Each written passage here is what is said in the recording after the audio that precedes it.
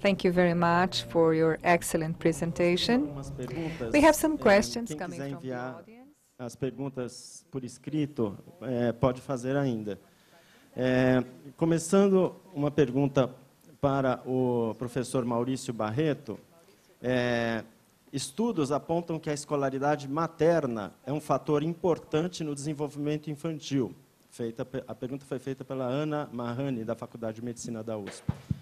Os atuais programas impactam na educação formal dessas famílias? Como o senhor avalia essa questão?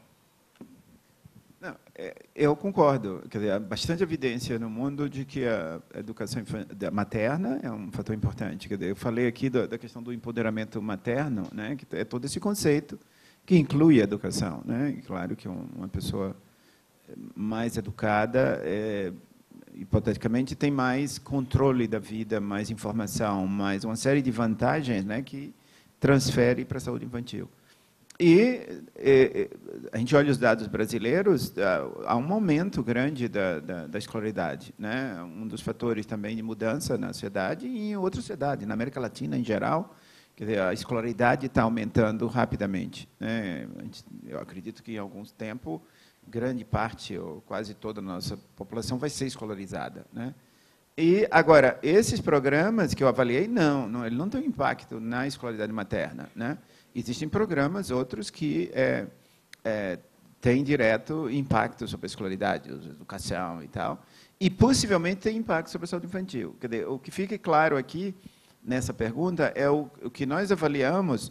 Quer dizer, nosso entendimento é que a saúde infantil é um complexo grande de fatores e de intervenções, né? Quer dizer, as chamadas políticas públicas são desdobradas em centenas de... Né? Se você olha um país como o Brasil, Colômbia, ou o que é que seja, quer dizer, o que é o governo? É uma série de, né, agências, ministérios e tal, que têm programas diferentes, e muitos deles têm impacto sobre a saúde. E isso, o efeito global, que eu mostrei no início, é isso, é o efeito final, que é essa soma de fatores. Nós, que estamos avaliando, nós retiramos alguns elementos para aprofundar essa avaliação. Por exemplo, um programa de educação materna pode ser objeto de avaliação, o quanto ele impacta, por exemplo, na saúde infantil. Eu nunca vi esse estudo feito aqui no Brasil, não sei se existe, mas eu nunca vi. Existem evidências observacionais de que a saúde infantil é ligada à mãe, à educação materna. Mas o impacto da educação materna na saúde infantil eu não conheço, talvez tenha, não sei se Marta conhece alguma coisa, né? Mas eu não conheço esse efeito. Mas pode ser objeto de investigação, né? Então, resumindo, quer dizer, a melhoria e a redução da mortalidade infantil, da nutrição, é a soma de um bocado de pedaços de ações, né? Nós estudamos aqui 3 pedaços disso. Um da saúde, que é o PSF, né? O outro, um saneamento, né? Outro, um programa Bolsa Família.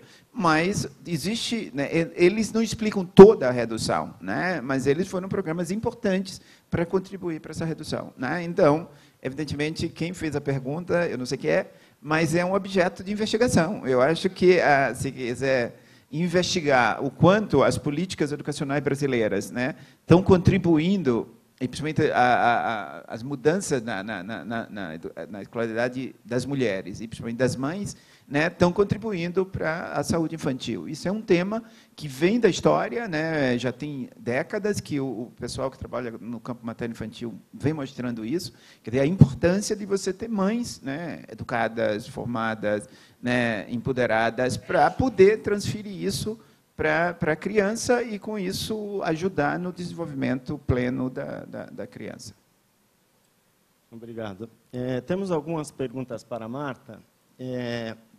Tem 2 perguntas que comparam programas de visitação com o papel das creches, daycare centers, né?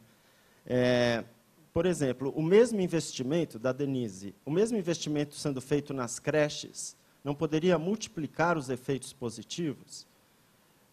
Ela questiona, visitas domiciliares ou investimento nas instituições, como creche, são melhores? Outra pergunta, por que não testar a intervenção usando as creches? É uma pergunta da Gláucia Maciel. poderia ser feito algo nesse sentido, em vez de ir em casa fazer na creche? Tem ainda outra, do professor Eurípedes, que pergunta por que vocês não consideraram iniciar esse projeto ainda na gravidez das mulheres? Então, são 3 perguntas relacionadas. Se você pudesse responder essas 3 primeiro, seria ótimo. Thanks for the questions. Muito obrigada pelas perguntas.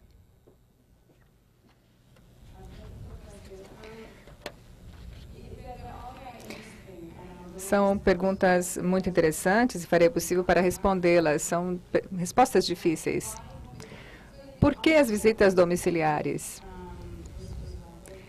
em relação a trabalhar em creches? Por que essa preferência? Existe muito debate a esse respeito e acho que deveriam ser investimentos complementares. Vocês precisam pensar que talvez fosse interessante pensar onde é que as crianças passam a maior parte do tempo. Quando elas são muito pequenas, e passam mais tempo em casa com a mãe. Talvez haja diferenças aí em relação ao meio urbano, ao meio rural. No meio urbano, as mães muitas vezes trabalham fora de casa, mas as crianças talvez fiquem em casa com as avós, e não há nenhuma razão pela qual não se pode trabalhar com as avós. Fizemos isso muito. Elas ganharam habilidades para interagirem melhor com as crianças. Isso depende um pouco da idade, do contexto, e geralmente a gente precisa pensar em onde as crianças passam a maior parte do tempo. E depois investir para melhorar as práticas nesse lugar, as práticas de parentalidade, as condições em que as crianças são cuidadas, quer seja em casa ou na creche. Mas isso se você tiver recursos limitados.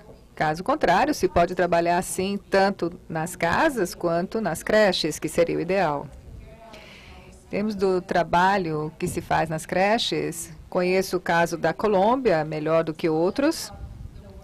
Então, vou lhes falar um pouquinho sobre o trabalho feito na Colômbia.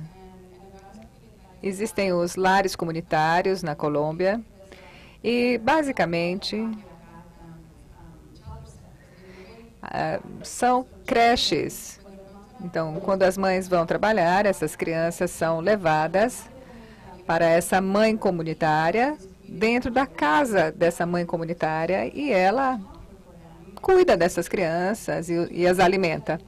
E elas passam bastante tempo, desde que são muito pequenas, com essas mães comunitárias. E não é muito diferente do que acontece nas visitas domiciliares, porque se trata aí de uma mulher da comunidade, uma mãe que se propõe a cuidar dos filhos de outras mulheres que têm outras obrigações a cumprir.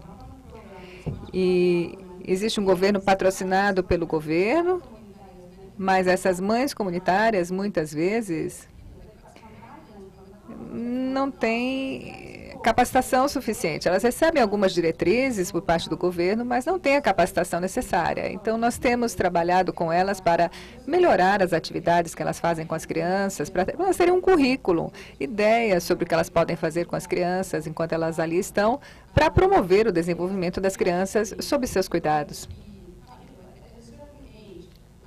Depois de uma certa idade, as crianças devem interagir com outras crianças, então o investimento nas creches é muito importante. Eu diria que a visita domiciliar é melhor para as crianças bem pequenas. E é muito importante que esses serviços sejam integrados. Então, quando as crianças saírem do programa de visita domiciliar ou do programa de lar comunitário, que eles tenham uma pré-escola de qualidade. E depois, por sua vez, vão para a escola primária.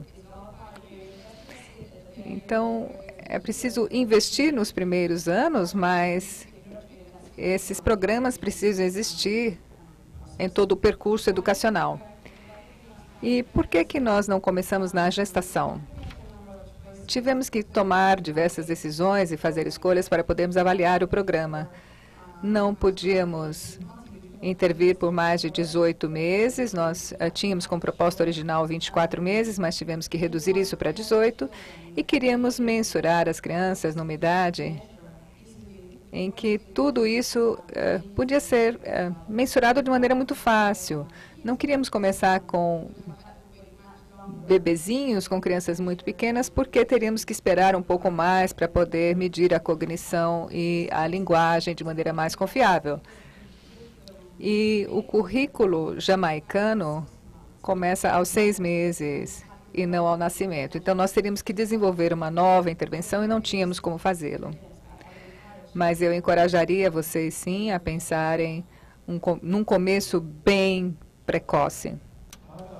Thank you. This is for Professor Maurice. Que é sobre as variáveis de confundimento. Quer dizer, existem muitas diferenças entre as cidades que recebem o Saúde da Família e os que não recebem.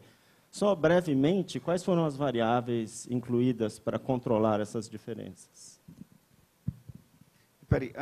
Isso é um problema metodológico, né, para quem investiga isso, né? Isso é um certo desafio, é um aprendizado, né? Hoje a avaliação, né, é uma área de expertise, né? Tem pessoas hoje que são especialistas em avaliação, né, para desenvolver métodos e coisas. Então, é a primeira questão, né? Não é um campo assim automático, porque exatamente muitas avaliações são feitas, né, muito grosseiramente e deixam, né, fazem comparação de coisas que não são comparáveis, né?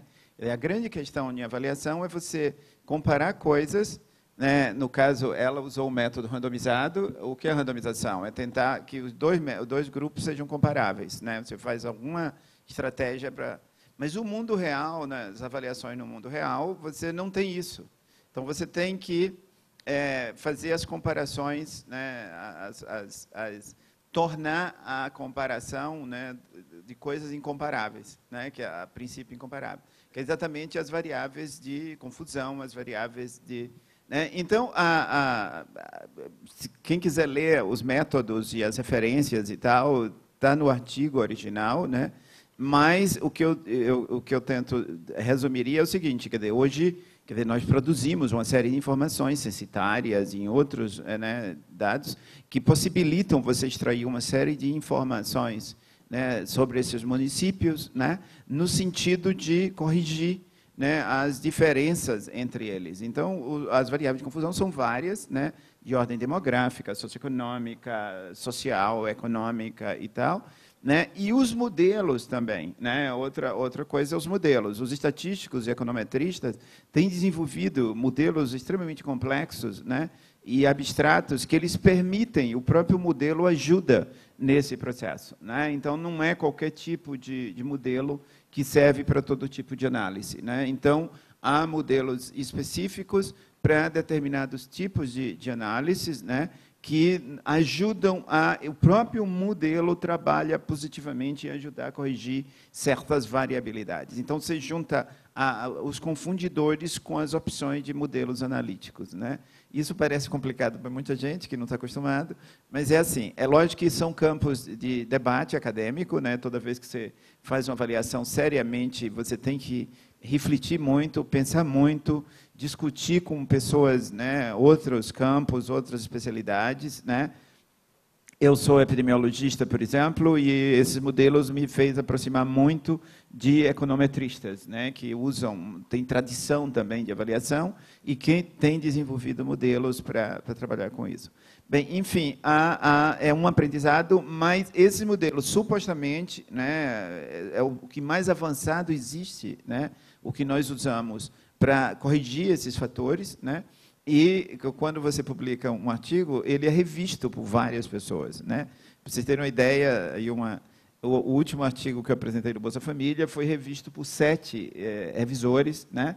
2 dos quais econometristas que nos fizeram duras questões, né? E nós tivemos que sobreviver a esse processo, né, para o artigo ser publicado. Isso é parte da vida do pesquisador, é ser testado a todo momento. Não é só o mestrando e o doutorando que mas o pesquisador, em qualquer fase da sua vida, ele é constantemente testado. Mas, mesmo assim, tem dúvida. Por exemplo, um repórter, né, no dia que foi lançado os resultados, ele me ligou e disse que ele estava em dúvida sobre questões metodológicas do estudo. Eu tive que passar meia hora com ele para esclarecer aspectos.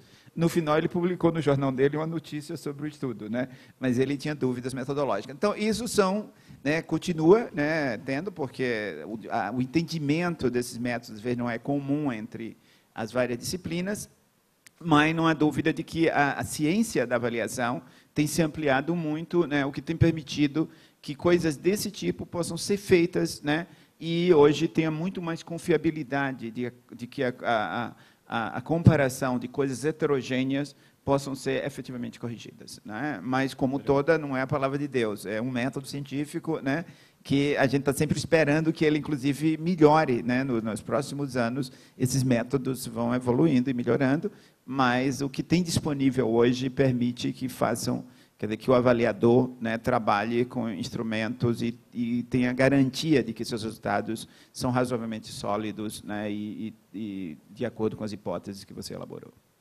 Obrigado, Maurício. Vou fazer a última pergunta. Então, na verdade, são 3 perguntas. Marta, pode entender português agora? Já melhorou? Então, são várias perguntas sobre o programa Saúde da Família, que foi analisado até pelo professor Maurício. Porque nós já temos no Brasil um programa Saúde da Família, o programa Bolsa Família. Será que nós não poderíamos usar os agentes comunitários de saúde desses programas, que atingem quase metade da população já no Brasil atualmente, para implementar esse tipo de política a um custo muito menor? Ou será que seria necessário um treinamento tão grande? E será que os impactos também não seriam tão grandes, porque seria uma coisa com escala e investimento menor por família? Então, seria muito bom ouvir você sobre isso. Yes, I think the question already has a lot of the elements that Tem need to be muitos taken into elementos que devem ser levados em consideração. Eu acho que tem um grande potencial para programas de saúde ou de qualquer outro serviço existente para ajudar nesse tipo de intervenção. Esse programa, o Saúde para a Família, já tem pessoas na comunidade. E, portanto, sim, você poderia treinar essas mesmas pessoas para fornecer outros serviços. Por exemplo, um modelo de parentalidade. Agora, qual é a carga de trabalho que essas pessoas já têm? Elas conseguem incorporar mais funções? O governo mexicano atualmente está tentando oferecer um programa de parentalidade por meio dos agentes de saúde em sessões de grupo. Estão pensando em organizar grupos nos quais as famílias que frequentam ou que são atendidas por um mesmo posto de saúde na cidade, e eles têm lá uma sessão de grupo mediada e facilitada pelo agente de saúde. Estamos trabalhando com eles para desenhar isso. Há muitos desafios. Um deles é o seguinte: esses agentes, eles já têm muitas responsabilidades. E ainda ter que fazer o grupo é mais uma. Além disso, eles não têm um treinamento específico. Você precisa desenhar um tipo de intervenção que eles consigam suportar e que eles recebam. Eles já têm bastante trabalho. Você tem que facilitar e aliviar outra carga de trabalho para que você possa introduzir uma nova e, obviamente, treiná-los e depois apoiá-los durante o processo. Sim, há potencial, mas é necessário levar em conta esses elementos. Eu não sei como é aqui no Brasil, mas esses agentes, às vezes, não são pagos. As pessoas da comunidade são voluntários. E se você começa a dar mais responsabilidades que são importantes, aí passa a ser necessária uma remuneração. É preciso pensar como usar a estrutura que você já tem. É viável, mas é preciso pensar muito bem a respeito e testar antes de lançar em larga escala. Are there any websites where people can have access to more information to your program? Maybe they have not read the paper, but do you have a website you can refer? No de Colômbia? Não, não tem. Mas há alguns documentos em espanhol que são mais fáceis. Eu posso falar com vocês, estarei aqui durante o dia todo. Eu pensarei, talvez eu consiga reunir alguns documentos para dar para a plateia aqui pela comissão de organização. We have no time left. Mas serão enviadas para os pesquisadores. Eu queria agradecer muitíssimo a presença de vocês. Acho que foi uma sessão muito rica. E vocês estarão por aqui, como a Marta falou. Quem quiser pode conversar diretamente com os pesquisadores também. Então, muito obrigado e encerramos essa sessão por aqui.